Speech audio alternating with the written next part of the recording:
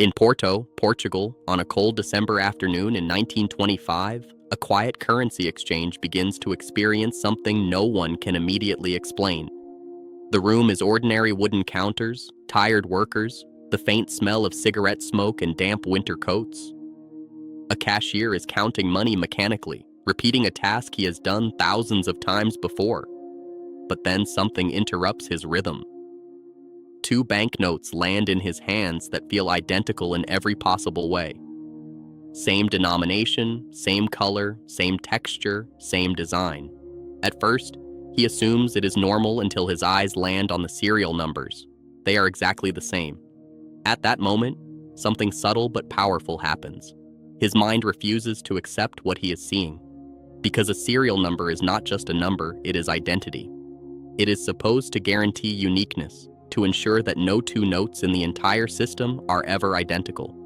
Yet here they are, two perfect copies that should not exist together. He lifts them closer to the light, checking every detail with growing unease. The ink is flawless, the watermark is precise, the paper feels authentic.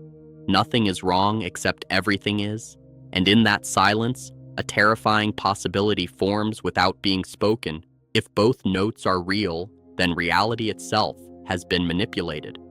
The spread of panic, when a system begins to fail silently. What begins as a single confusing observation quickly escalates into something far more serious. The cashier calls his manager, not in panic, but in uncertainty, as if expecting a simple explanation. But when more notes are checked, the confusion deepens. It is no longer an isolated error, it is a pattern. Managers notify the Bank of Portugal, and within hours, inspectors are dispatched across the city to investigate quietly, trying to prevent public panic. But the problem grows faster than the investigation. Cash drawers are opened across multiple locations. Bundles of currency are examined one after another. And everywhere they look, the same issue appears: duplicate serial numbers. At first, it seems like coincidence.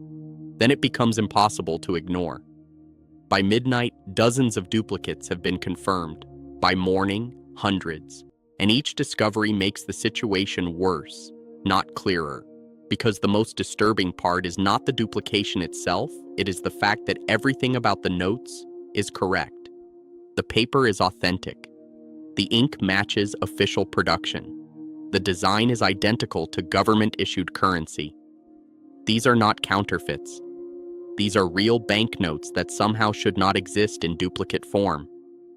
And that leads to a chilling conclusion no one wants to say out loud. If these notes are real, then someone has found a way to produce real money without authorization. The scale of the crisis.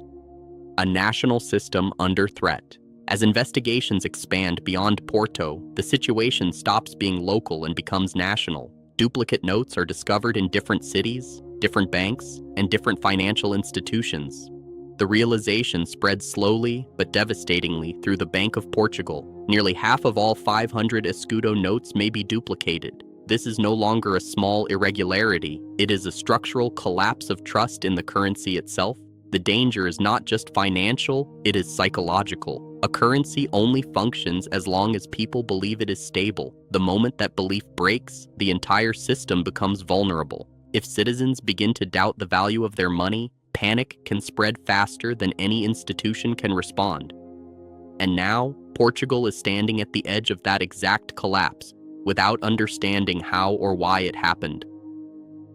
Artur Alves dos Reis, the man behind the system. At the center of this unfolding disaster is a man who, on the surface, appears unremarkable. Artur Alves dos Reis is not a banker, not a politician, and not a central authority figure. But what makes him dangerous is not his position, it is his understanding of how systems actually function beneath their appearance. Artur does not believe in traditional rules. He believes in structure, perception, and documentation. He understands something most people overlook: that authority is not enforced by truth, but by recognition. If enough people accept a document as valid, then it becomes valid in practice, even if it is false in origin. This belief does not come from theory, it comes from experience. shaped over years of observing how institutions behave when they are not being carefully examined. Childhood. The origin of a dangerous idea. Arthur's worldview begins forming in childhood, during a moment that leaves a permanent mark on his thinking. He watches his father's financial collapse unfold not as a dramatic event, but as a slow erasure of identity. Creditors arrive with documents, not threats. Papers are placed on tables, signed and processed with cold efficiency. No one argues, no one negotiates. The system simply records what has already been decided. What disturbs young Arthur is not the loss of money, but the transformation of his father into something invisible. A man who once had presence in society is reduced to a name on a document, and at the same time, other men who may not be more capable or intelligent retain respect simply because they hold official positions supported by paperwork. In that contrast, Arthur learns a lesson that will define his entire life. Reality does not matter unless it is officially recorded, and if it is officially recorded, it becomes reality. The first fraud testing, whether the system cares about truth. As a young adult, Arthur begins testing the boundaries of this belief. He does not start with something large. Instead, he creates a carefully constructed false identity. He designs a diploma from a prestigious institution that does not exist, complete with structured courses, formal language, and convincing formatting. He ensures it looks legitimate in every possible way, not because he wants to deceive aggressively, but because he wants to test how deeply systems verify information. When he presents it, no one questions it. Officials accept it, stamp it, and move forward without verification. That moment confirms everything he suspected. Authority does not verify truth, it assumes it. And assumption, when repeated across institutions, becomes indistinguishable from certainty. Angola, where he learns how systems really operate. In Angola, Arthur gains access to real administrative systems, and what he observes reshapes his thinking further. He sees that large-scale decisions, roads, infrastructure, budgets are not based on physical verification, but on paper trails. Reports are approved not because someone has confirmed their accuracy, but because they contain the correct structure of approval. Over time, he realizes something profound. No one at the top is checking reality directly. They are checking documentation created by other people who are also not checking reality. This chain of trust continues indefinitely, forming a system that functions not on truth, but on procedural confidence. And once you understand that structure, you also understand how to manipulate it. Prison the moment the plan forms. When Arthur is arrested for earlier financial fraud, it appears to be the end of his ambitions. But prison becomes something unexpected, a laboratory for analysis. With time and access to information, he studies the Bank of Portugal in detail. He reads its laws, its procedures, and most importantly, its weaknesses. What he discovers changes everything. Portugal's currency is not printed domestically. It is produced in London by an external company. That means the system relies entirely on documents for authorization. There is no direct verification between the Bank of Portugal and the printer. Everything depends on paperwork moving through trusted channels. And in that realization, Arthur identifies the flaw. If documents can be convincingly created, then authorization itself can be manufactured. The plan turning authority into a tool. Arthur's plan is not to counterfeit money. Counterfeiting can be detected, rejected, and punished. Instead, he designs something far more dangerous, a method of producing real money through illegitimate authorization. The goal is not to imitate currency, but to insert himself into the system that produces it. He constructs a chain of legitimacy so convincing that no single person involved in the process feels responsible for verifying its authenticity. Each participant only sees their part, and each part appears valid because the previous one appears valid. In this structure, fraud does not look like fraud, it looks like procedure. The execution, when the system begins to obey the lie. When the documents finally reach the printing company in London, they are treated as legitimate requests.